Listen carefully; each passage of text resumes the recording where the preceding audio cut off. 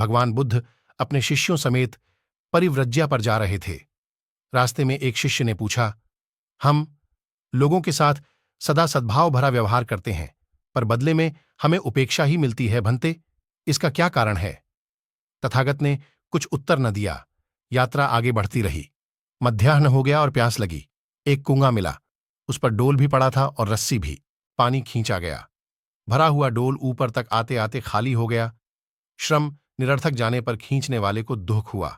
संयोगवश वह प्रश्नकर्ता ही पानी भी खींच रहा था। उसे यहां भी असफलता जन्य खिन्नता कष्ट दे रही थी।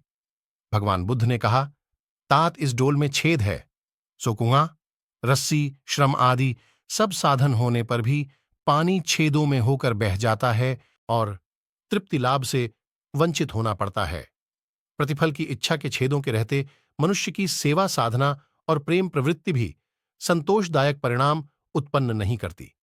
देखा यही जाता है कि सेवा सहायता या स्नेह सद्भाव का प्रयोक्ता आरंभ में ही अपने उस अनुदान के लंबे चौड़े प्रतिफल का स्वप्न देखता है और उसकी उतनी पूर्ति नहीं हो पाती तो खिन्नता और खीज से भरी निराशा व्यक्त करता है।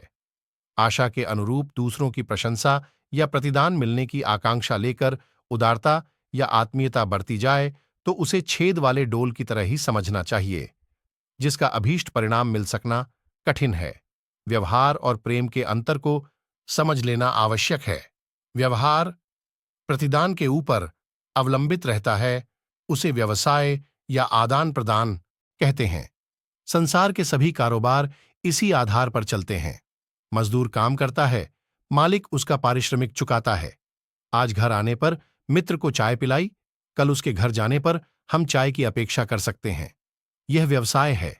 मधुर व्यवहार भी प्रतिफल पर आधारित होते हैं। इस प्रकार की मधुरता या घनिष्ठता को प्रेम नहीं कहा जा सकता, जिसमें परिणाम प्रतिदान की अपेक्षा की गई हो। वस्तुओं की तरह व्यवहार का भी आदान प्रदान होता है। व्यवसाय में लाभ और हानि के लिए तैयार रहना पड़ता है। अपनी सद्भावना को उतनी ही सद्भावना के रूप में प्रत्युत्तर मिला तो जमा खर्च बराबर, ज्यादा मिला तो नफा, कम मिला तो घाटा। ये तो धंधे में चलता ही रहता है। इसमें खिन्न होने या शिकायत करने की क्या आवश्यकता? प्रेम इससे ऊंची चीज है। वह न किसी पर एहसान करने के लिए किया जाता है और न प्रतिदान के लिए। प्रेम इस धरती का अमृत है और मनुष्य का प्राण यह जितना ही विकसित होगा उतनी ही सुख शांति की संभावना साकार होगी। तो दोस्तों, स्टोरी कैसी लगी कमेंट करके बताना ना भूले। धन्यवाद।